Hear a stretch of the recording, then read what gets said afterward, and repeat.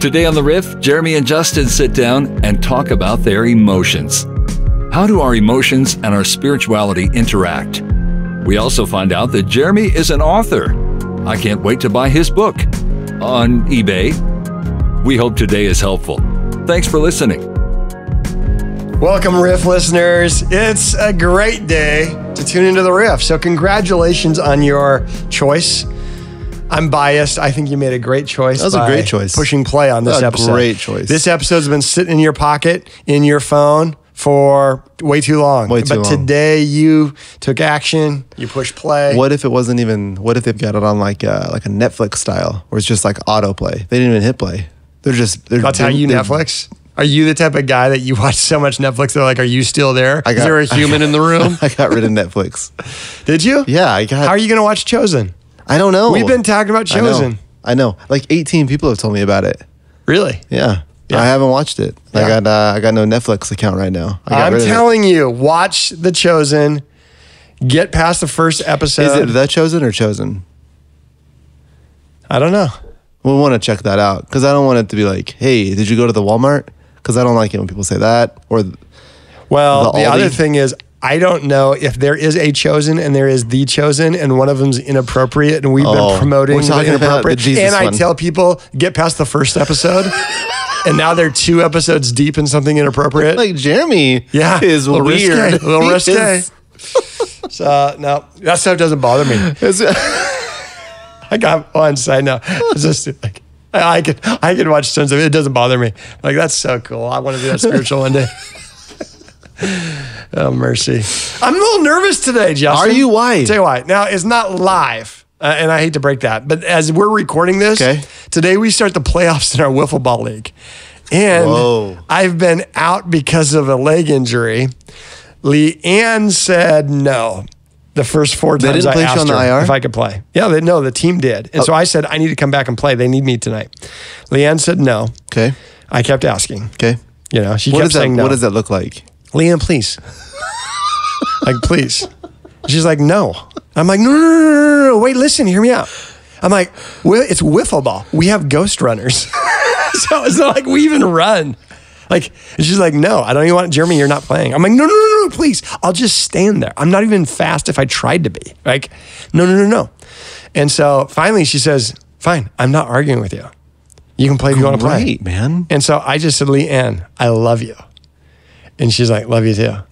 So I don't know if this is a test that she wants, but she says, I'm not going to be your mother. So if you're going to play, you're going to play. I'm like, that's so awesome. Thank you for understanding. So I'm planning on playing. Is that a good call? Bad call? I think it's a good call. Yes, I don't know.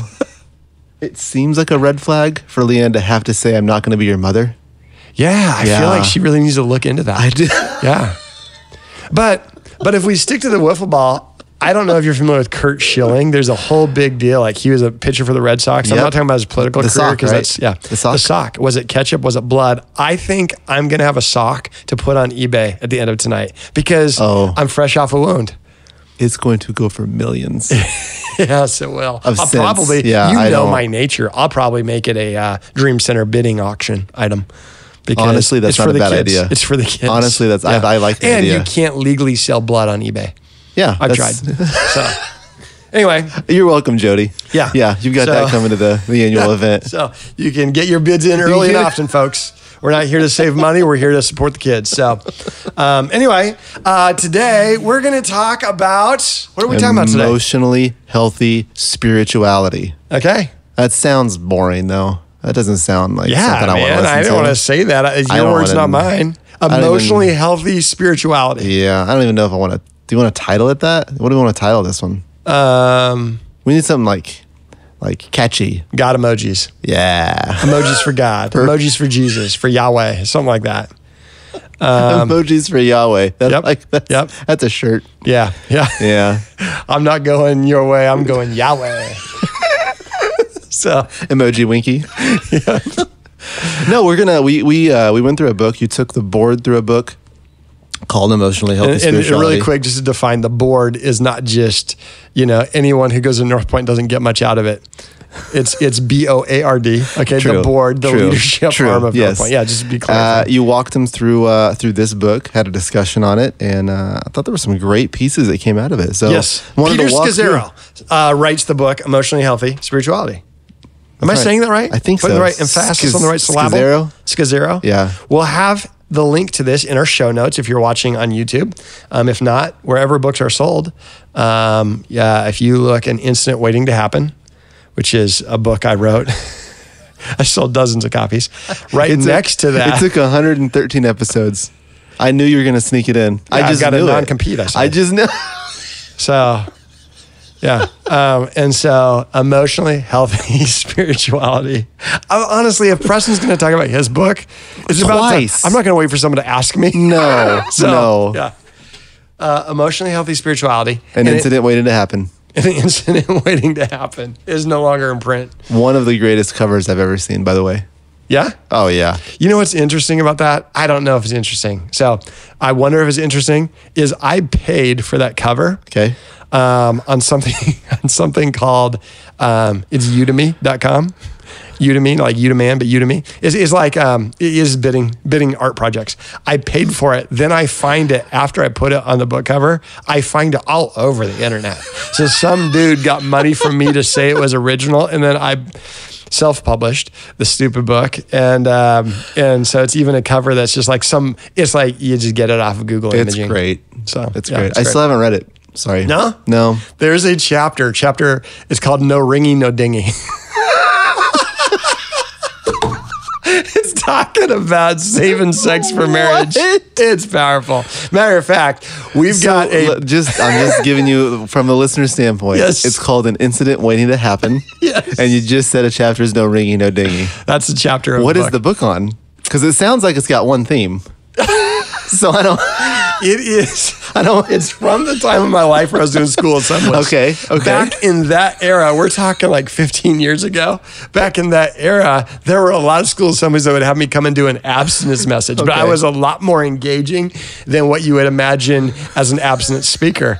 And so I had a message called No Ringy, No Dingy, was an abstinence deal. So I would speak that at conferences and stuff. That's not as coveted of a topic as you would think it would be nowadays. But so this book was kind of a collection of all these different school assembly topics. That's fun. That's great. Yeah. I don't know that I would go with that approach if I were writing that now. Right. Right. Hey, come on, man. Changed a lot of people's lives. Like literally so many people have considered writing me to tell me that it changed your life. That is powerful. Yeah, I haven't done it yet. No, but they will. They will. So Emotionally Healthy Spirituality is the Emotionally second book you Healthy got to buy on Spirituality. Amazon.com. Peter Scazzaro. So we talk about this at the board, and basically we just walk through, hey, let's read through this. And so let me set up kind of the visual in my mind that kind of sets it up is an iceberg. And the 10% of the iceberg you can see, 90% is underneath the surface, right? It's invisible to us. And we understand the iceberg imagery.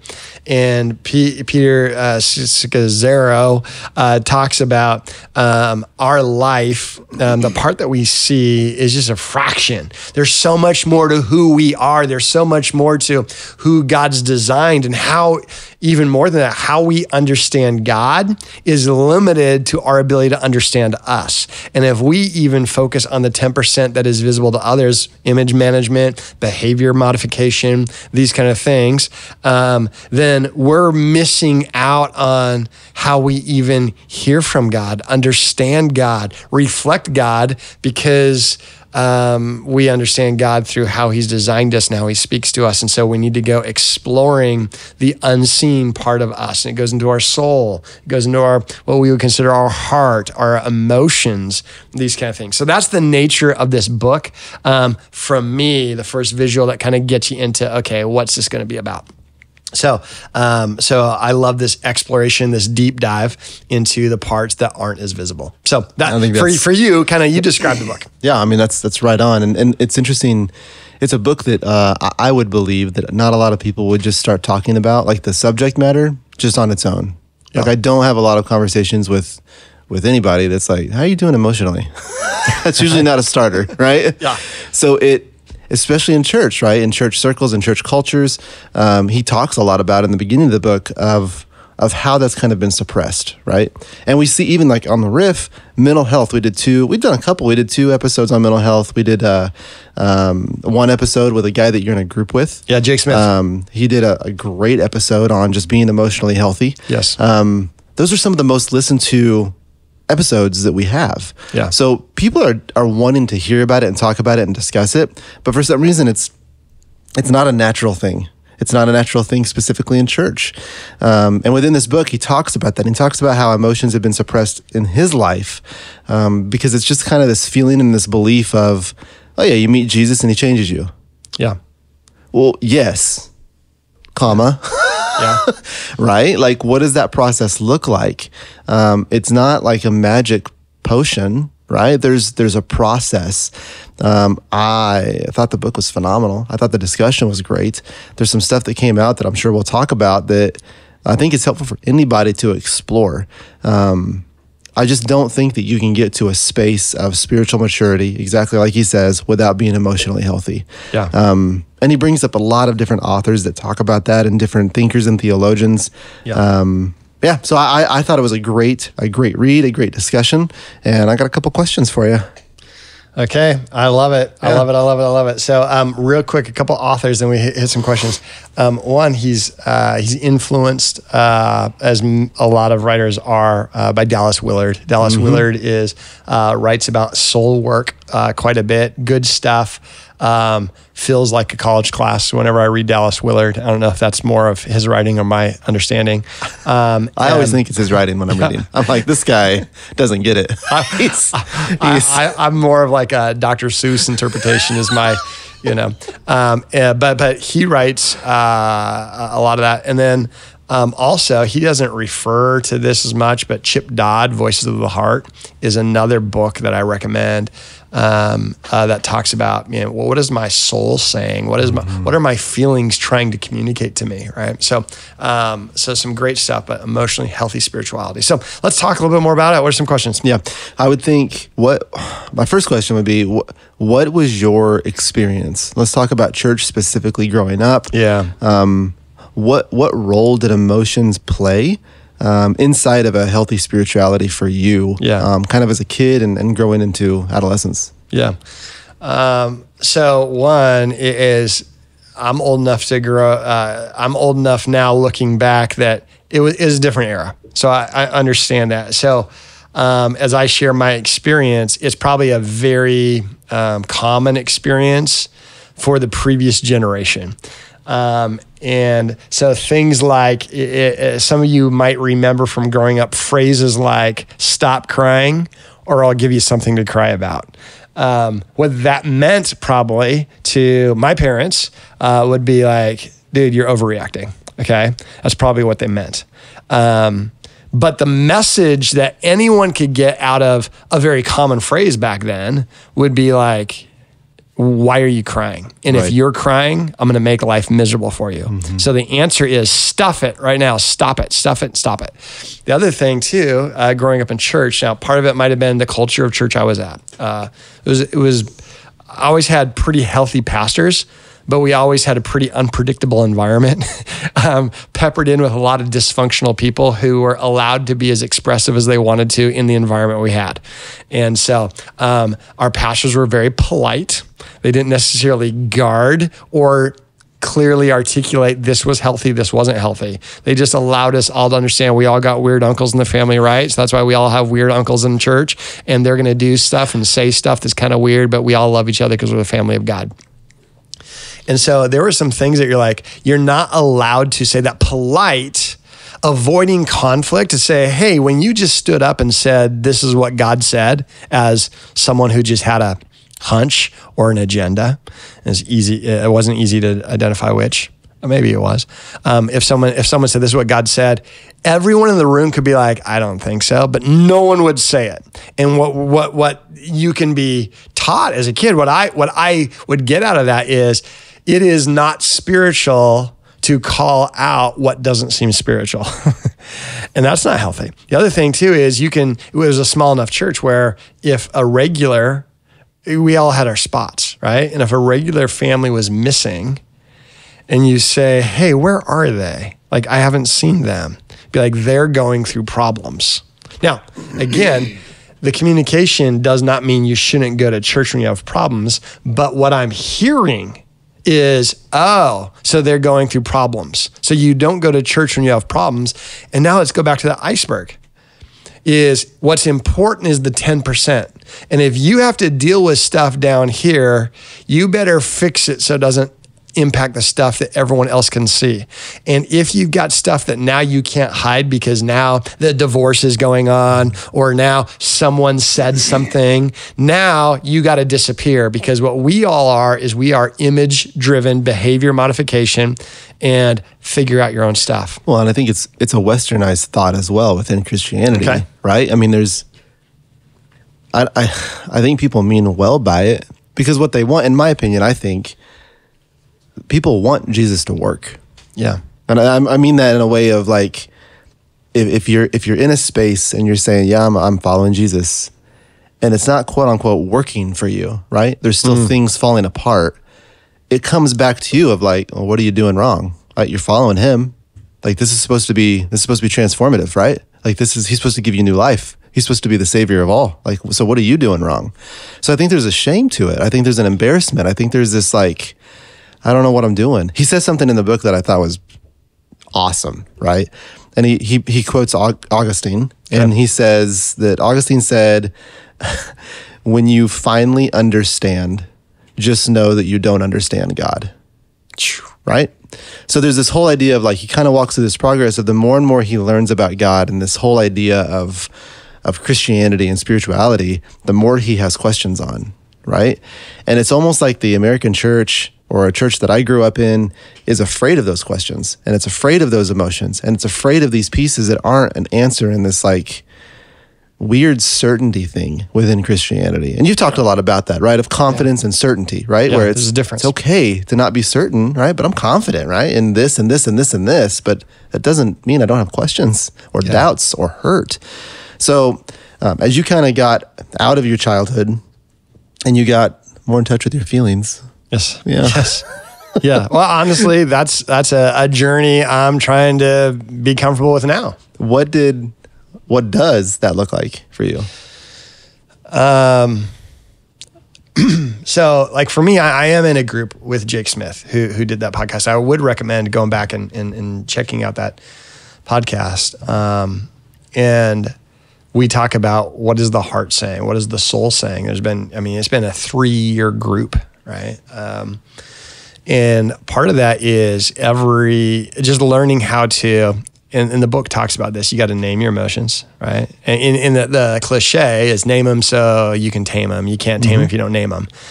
And I think that's a good visual or a good sticky thought. But here's the other thing. I don't need to, I want to define tame. Taming my emotions is not teaching them to not show up. Okay? Name my emotions. Okay, here's another way to say it. Is I can have feelings without my feelings having me. And there's a big difference. But the goal is not to eliminate feelings. That's called lobotomy. And that's what they did. The dude, and we've talked about this in a message before. I think a dude is in the 50s, maybe 40s, I think 50s. He got the Nobel Peace Prize because he invented the lobotomy. When people had too much under the surface and they didn't know what to do and their emotions were messing with them, they'd be like, I can help you chill the heck out, right? I'll just chop off this part of the brain that allows you to feel what's beneath the surface. And guess what, everyone? The dude's chill. He's just in the corner. And guess what? His emotions aren't bothering him anymore. And now what was so amazing that you can tame your emotions, and that you could that we give you the Nobel Peace Prize because you just helped America or helped the world. Now it's illegal because we realize the answer is not eliminating your ability to sense emotions. It's got to be more. So when I say taming your emotions, it's not quit crying or I'll give you something to cry about. So one, to name my emotions, to be curious about them. What are they? Every emotion is a voice from my soul. And I need to say, what is it saying to me? And that's where Chip Dodd, the book Voices from the Heart or Voice of the Heart or something like that, is every emotion's trying to say something to me. So understand it. And then I'm not captive to that voice. I should be curious about it and then say, okay, now, what is my true self? Okay. What is that saying? Is that my narrative, right? My narrative of, and we talked about, you were talking about that last night. My narrative about my emotion is powerful. I can control that. So, for example, if we lose someone you love, sadness is an emotion from God that allows me to honor the loss that I've had. And the gift that sadness brings when I handle it well is comfort. And if I skip sadness, not only do I not honor the thing that I lost, I miss out on the thing that it can bring, and that is comfort. And now I just try and numb myself. But now I've just took a big chunk of who and now when we talk about emotionally healthy spirituality, I've not invited God into that. Now I'm not showing up to the world whole. I'm ignoring it. And God, who brings the comfort, I'm stiff-arming him. I don't even know it because I haven't explored that feeling. So if I lost a friend, which I just got a text right before we started recording this episode, and it's a loss, and what I have to do. And I mean, this is literally what I have to do today is I have to, and we're done here, I'm going to have to take some time before I talk to some family there and just investigate that and allow myself to go to that space of loss. Like I lost him. And what does that mean? And what gift did he bring to this world? And now I need to honor him. I need to honor him with this. And then I need to go to the parents and not give them a lecture on the future of heaven. And we can be just to be like, you have lost someone dear. Can I sit in your loss? Can I hear what you've lost? Can I help comfort you in this loss? And to show up fully, as opposed to, man, thank God he was a believer, am I right? Thank God that Scripture promises one day we'll be reunited. Now, Scripture does promise us that. But that is, and this is what Scazzero talks about, it's using God to stiff-arm God. It's using a spiritual principle to not do spiritual work. Ugh. I think if just reading the story of the resurrection, like people skip the 3 days. Right? I think that, and we make a really big deal around the Easter time with the girls to let them understand what mourning is, right? Yeah. Because there is celebration and there is a resurrection and the whole Sunday is coming thing. Yes, yes, yes. But it's dark, right? I mean, they were hiding in a room. Yeah. And it was allowed. It wasn't like Jesus busted on the scene after 2 hours of being dead because he's the king, right? It's not like this triumphant thing. There is a process of resurrection that includes mourning. And we talked about that even one Easter. I don't remember what Easter that was, but resurrection happens in the dark, right? Like it happened in a cave. It's not this like joyous thing. It's okay to be sad because the sadness and the death leads to resurrection, right? Like there is new life, but don't skip it. Right? Like, don't skip it with the family. Don't skip it with people. Yeah. Just be in it with them. You'll get there. So, yeah, I think that's extremely important to hit. Yeah, let me tag on this idea that you're talking about is some people right now listening, you're stuck in a Saturday. Yeah. Meaning if Friday is the crucifixion, Sunday is the resurrection. And if I come to you with Sunday logic... or Sunday balloons. Sunday balloons. Right? On a Saturday? When I bring balloons instead of flowers. Maybe that needs to be the title of this. That's it. That's it. Right? Yeah. How empty. Right. And then what I'm doing is I'm saying to you, don't cry. Or I'll give you something to cry about. Right. Right? How dare you act like it's Saturday when I know about Sunday? But it's Saturday. And then you take that further when we talk about we have thousands of people who gather on a weekend. For us to get up there on a Sunday and be like, hey there, church, aren't you glad to be in the house of the Lord today? That's a Sunday deal. Now, do I want my worship leader to have Sunday faith? Yes. For sure.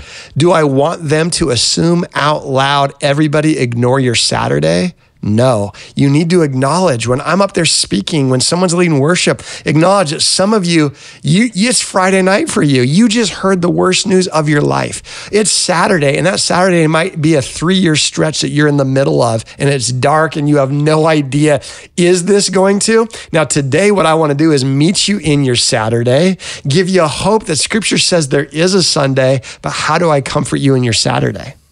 Not skip Saturday. 100%. And that's something too. I mean, we talk a lot about this in specifically worship. Like, at least I personally, I want to know that worship leader or whoever's leading me in that space knows what Saturday feels like. Right? And especially if they know what it feels like and they're not showing it, it's just so fake to me. And I'm like, that's not. No. There's people in here hurting. Like, there's a lot of people at North Point. And okay, so you just said it huge. It feels so fake. And here's what I want to be super clear. You can be 100% authentic in your Sunday, again, drawing on resurrection days, your Sunday mentality, but that's exactly, it feels so disconnected, it must be fake to someone who's in a Saturday world. Right. Which brings me, as we wrap it up, to the fact that I went and watched Barbie last week. Have you seen Barbie yet? Naturally. I haven't. Have you read the book? No. Okay. No. So, I mean, Barbie, the chosen, and a few chosen, and then Barbie. So, okay, so I went to see Barbie. I was the only dude in the place. And, what? No, I don't care. No. Whatever. That's, It's their problem. And the whole premise of Barbie is it's a fake world. In a fake world. It's fake. Everyone's good. Hey, Barbie. Everyone's good. And then they get a break that there's a real world out there and it's not as fake and plastic. And the whole thing is, the goal is not let's create a perfect world. It's fake. It's plastic. This isn't real. And I think that people would probably look at church if they're not church, or maybe because they have been, and think it's a Barbie world. It's fake. And I don't fit in because I've seen outside of these city limits and it's dark. And now I have to drive back into Barbie land every Sunday morning for service. And everyone's like, hey, isn't it good to be in the house of the Lord? Come on, somebody, we're an overcomer. And we just go into that whole spiel. And people have to either be comfortable setting aside their real feelings, doubts, fears, and concerns, or they have to be, it's a Barbie world, right? They gotta be fake. Or what we do now, those people who can't deny or set aside those things are like, that doesn't relate. That's not the real deal. North Point must be a place to understand this ain't a Barbie world, man. This place is the whole world's groaning. And some of you are in the middle of that groan right now. And it doesn't mean we have to poo-poo our hope. We've got hope, and that hope is even more special because our world isn't always the way we want it to be. So, but yeah, I don't know, emotionally healthy spirituality. Any last epiphanies that we haven't hit on the book, because we're almost out of time? It's just an important conversation. Yeah, it is. I mean, I would ask you this question. Let me ask you this question. That'd be my last question. Is it talks about we got to go back to be able to move forward. And that's an uncomfortable thought. What do you think about that? Why is it important to go back to areas that aren't comfortable, or things that may be below that surface, underneath that visibility of the iceberg? Why is that important? Stick with you. No matter what you think, your past changes you in the future, which is why we talk a lot about at North Point, like dealing with it. And when we say letting go of your past, we don't mean like, just forget it. Just like letting go is literally like, you got to understand what you're gripping. Right? You can't let go unless you know how tight you hold it. So there's a process of that, of looking back. He talks about in the book too, as a kiddo, like you never are in a situation as a kid that's a bad situation and you're like, what is wrong with this situation? You always think, what's wrong with me?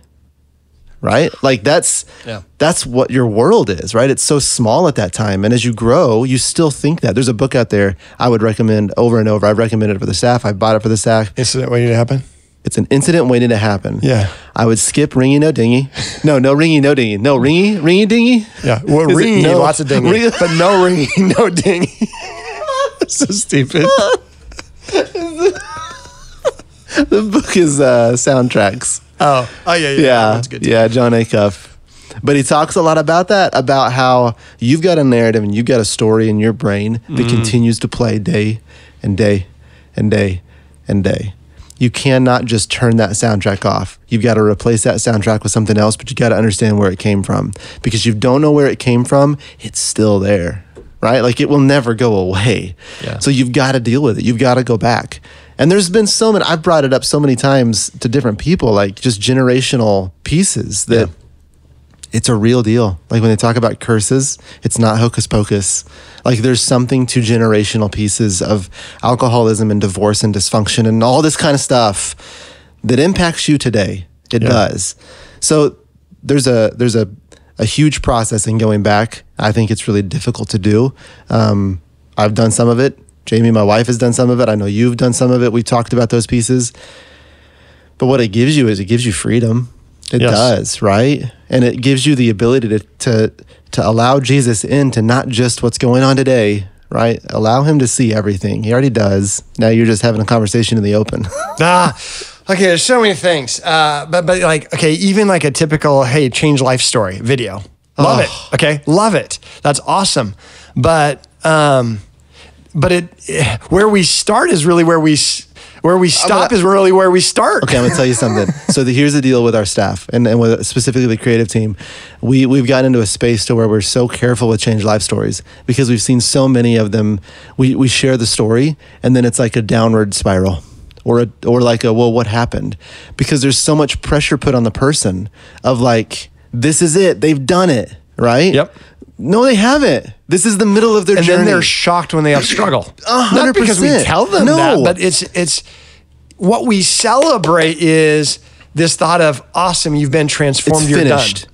It's not finished. It's not finished. Yeah. This is the middle of their story, and it is a part that we can celebrate. Yes. But we also need to know that we need to walk alongside them because there will be hurt again. Saturday's coming, right? Yeah. Not a lot of people say that. Yeah. But Sunday is coming too, right? We just have to be aware that that's not the end of the journey.